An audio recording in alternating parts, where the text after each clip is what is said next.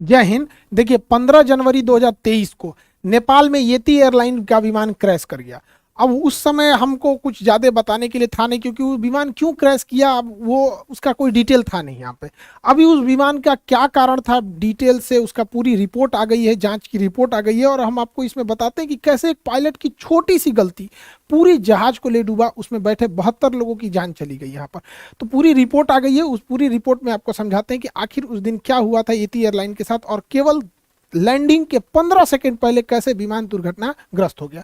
देखिए येती एयरलाइन का विमान जब दुर्घटनाग्रस्त हुआ तो उसके ब्लैक बॉक्स को भेज दिया गया डिकोड करने के लिए, ताकि उसमें समझा जा सके कि क्या था। शुरुआत में ब्लैक बॉक्स ब्लैक थे, लेकिन बाद में इसे ऑरेंज किया गया ताकि इसे दिखने में इजी हो सके, तब से इसका नाम ब्लैक बॉक्स ही है। ब्लैक बॉक्स का दो हिस्सा होता है, एक को बोलते हैं फ्लाइट डेटा रिकॉर्डर। तो ये फ्लाइट डेटा रिकॉर्डर फ्लाइट की ऊंचाई, स्पीड, एयर प्रेशर, फ्यूल कितना था, इंजन कितने परसेंट पे था, यानी जितनी डेटा वाली चीजें होती हैं, जो मशीनरी चीजें होती हैं, उन सबका रिकॉर्ड रखता है फ्लाइट डेटा रिकॉर्डर। और एक होता है कॉकपिट वॉइस रिकॉर्डर।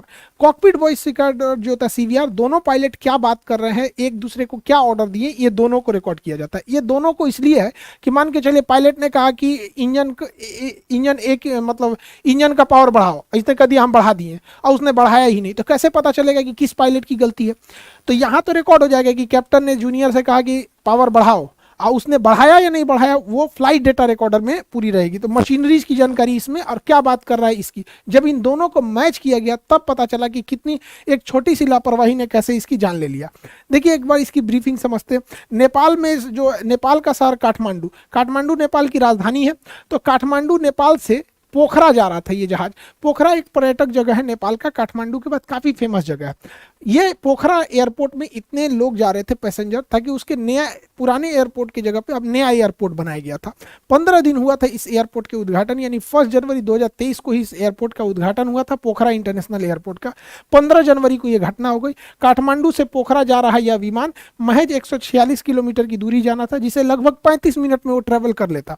अब ये डिपेंड करता है हवाओं का डायरेक्शन किधर है। कभी हवाओं के डायरेक्शन सेम डायरेक्शन में हो जाता है तो थोड़ा दिक्कत नहीं होती है, मौसम खराब रहता है तो टाइम भी लग जाती है।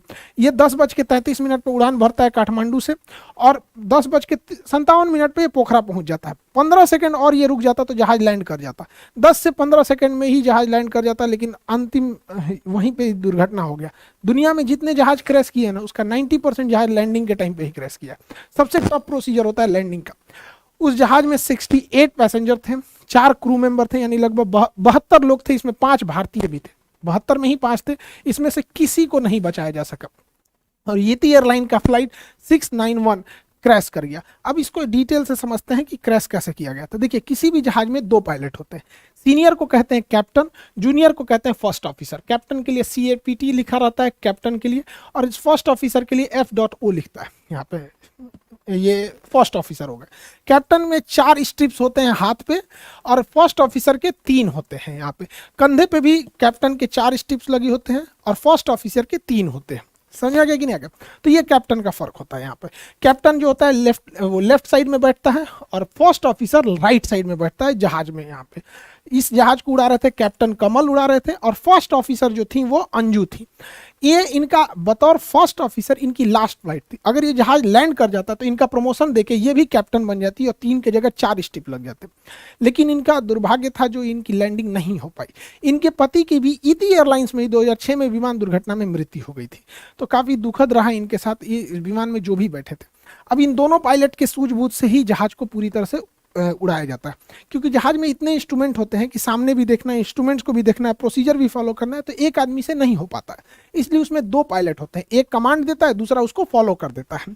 तो यही हो रहा था यहाँ पे। चेक प्रोसीजर बहुत जरूरी होता है, चेक लिस्ट फॉलो करना होता है। जब जहाज लैंडिंग के लिए आती है तो कैप्टन जो होता है वो सीधे लाइन अप कर लेता है, फर्स्ट ऑफिसर को वो अपना ऑर्डर करते रहता है कि इंजन पावर को घटाना है। तो यह इसका एक विमान में चेकलिस्ट प्रोसीजर है। जैसे गियर डाउन करना है, लैंडिंग गियर यानी चक्के को नीचे करना है, तो यहाँ लैंडिंग गियर का नोब होता है, उसको नीचे कर देते हैं, और तब जैसे चक्का नीचे हो जाएगा तो 3 लाइट जल जाएंगे, क्योंकि 2 चक्के पीछे होते हैं और एक नोज लैंडिंग गियर आगे होता है, तीनों लाइट जल जाएंगे। तो कैप्टन बोलेगा लैंडिंग गियर डाउन, तो फर्स्ट ऑफिसर क्या करेगा, लैंडिंग गियर को डाउन करेगा। जब जैसे डाउन हो जाएगा तो बोलेगा चेक, मतलब हमने कर दिया। तो लैंडिंग गियर डाउन, उसने लैंडिंग गियर डाउन, फिर बोलेगा चेक। ये रूल है, कोई भी काम जब हो जाए तो उसके बाद उन्हें बोलना है चेक। और जब एटीसी से बात करते हैं, एयर ट्रैफिक कंट्रोलर से, तो हाँ बोलना है तो हाँ नहीं बोलते हैं, रोजर बोलते हैं, या कॉपी। जैसे बोलना है कि राइट टर्न तो कहेगा रोजर, मतलब समझ गए कि राइट मुड़ना है, या कॉपी। तो ये कोड है, क्योंकि ना जहाज़ों में ना जो बात होती है रेडियो फ्रीक्वेंसी में काफ़ी हल्ला होता है उसमें, तो उस वजह से ना ऐसी भाषा का प्रयोग किया जाता है जो मैच ना करे आम बोलचाल की भाषा में। जैसे इमरजेंसी में मेडे मेडे मेडे, तो ये आम भाषा में ही नहीं है, कितना भी घड़घड़ाहट हो जाएगा ये आवाज़ अलग लगने लगेगी, इसलिए थोड़ी सी रेडियो की भाषा ऐसी रखी जाती है। रोजर मतलब हाँ ठीक है, कॉपी का मतलब भी ठीक है, नेगेटिव मतलब नहीं हमको नहीं पता। उसी तरह चेक मतलब हाँ जो तुमने बोला हमने कर दिया उसको। तो उसने बोला landing gear, altitude 500 feet, captain ने बोला कि इसके कम करो, जहाज की एल्टीट्यूड को, ऊंचाई को 500 फीट करो, तो उसने 500 फीट भर दिया, उसके बोल दिया चेक, मतलब हमने कर दिया। दूसरा इंजन पावर 25%, जब जहाज लैंड करती है तो आइडियल पे करके 25% की इंजन पावर पे उसे लैंड कराया जाता है, तो ज़्यादा थ्रस्ट की जरूरत नहीं है। तो इंजन जब 25% पे हो गया तो फर्स्ट ऑफिसर ने बोला चेक, मतलब हो गया। यही गलती हुई चौथे, यहाँ प्रोसीजर में चौथे में क्या दिक्कत हुआ, कैप्टन ने बोला फ्लैप 30 डिग्री, फ्लैप्स होता है विंग्स का निचला भाग, अभी आगे समझाएंगे, वीडियो में भी दिखाएंगे, उसको 30 डिग्री पे घुमा दो। इसने बोला चेक, मतलब हमने घुमा दिया। लेकिन जब कॉकपिट वॉइस रिकॉर्डर और फ्लाइट डेटा रिकॉर्डर यानी ब्लैक बॉक्स में पता चला, तो पता चला कि बोला गया कि फ्लैप 30 डिग्री करना है, और को पायलट ने भी कह दिया कि चेक, लेकिन उसने 30 डिग्री किया नहीं था। अब यहां पकड़ा गए इन्वेस्टिगेटर्स कि भैया उसने बोल रहा है कि फ्लैप 30 डिग्री, फर्स्ट ऑफिसर बोल रहा है चेक, मतलब हमने कर दिया। अब फ्लाइट डेटा रिकॉर्डर कह रहा है कि नहीं नहीं नहीं, एक्सीडेंट के बाद भी, दुर्घटना के बाद भी फ्लैप 15 डिग्री पे था।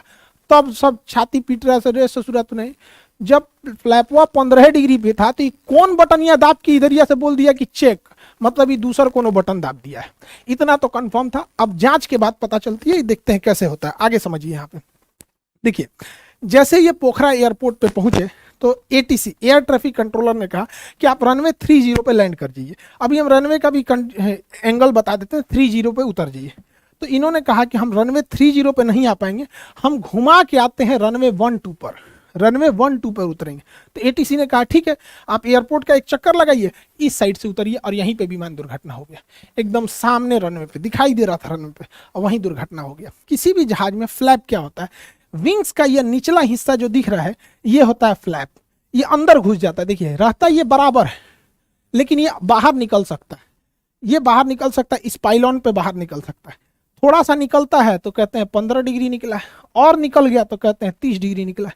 ये जितना ज्यादा निकलेगा हवाओं को उतना रोकेगा, फड़फड़ फड़फड़ करेगी जहाज, फड़फड़ फड़फड़। इसलिए जब ये लैंडिंग के टाइम उतरता है, जब रोकने के टाइम पे होता है, तभी इसको नीचे किया जाता है। फुल स्पीड में इसको नीचे करेंगे, जहाज ऐसे डिसबैलेंस हो जाएगा। तो इससे हम लोग नॉर्मल 0 डिग्री पे रखते हैं। इसको यहाँ पर मेंटेन करने के लिए फ्लैप लीवर होता है जहाज में, जिससे ये कंट्रोल किया जाता है। यही पूरे गड़बड़ का कारण है जहाज को गिरने में। समझिए कैसे, इसको वीडियो से समझते हैं हम लोग। यहाँ समझिए, ये फ्लाइट है, ये रडार है, यही रडार पूरी तरह से उसको जांच करता है जहाज कहाँ गया। यहाँ पर फ्लाइट जैसे ये टेक ऑफ करती है तो फ्लैप थोड़ा सा नीचे रहता है। देखिए फ्लाइट में आप फिजिक्स में पढ़े होंगे, जहाज की परछाई क्यों नहीं बनती है, विवर्तन के कारण परछाई नहीं बनती है। ये फ्लाइट उड़ गई, यहाँ नीचे आपको VOR दिखेगा जो जहाजों को दाहिने बाएं बताता है, ये है VOR, यही बताता है कि वे पॉइंट किधर है, बहुत जरूरी वो चीज होता है। ये नीचे दूसरी जहाजें हैं, सब पूरी एयरपोर्ट का व्यू है। देखिए जब जहाजें उड़ती हैं तो फ्लैप को हल्का सा नीचे रखा जाता है, लेकिन वापस फ्लैप को खींच लेता है। देखिए जहाज को पायलट जो है ना, इसको खींच रहा है, इसको वापस खींच के बराबर कर दिया ताकि हवाओं का ड्रैग कम से कम लगे, हवाओं का झटका कम से कम लगे। देखिए एकदम 0 डिग्री पे एकदम बराबर कर दिया है फ्लैप को, लेकिन उतरने के टाइम इसको कम करेगा। आप गौर से देखिएगा, पूरा फ्लैप बराबर है एकदम।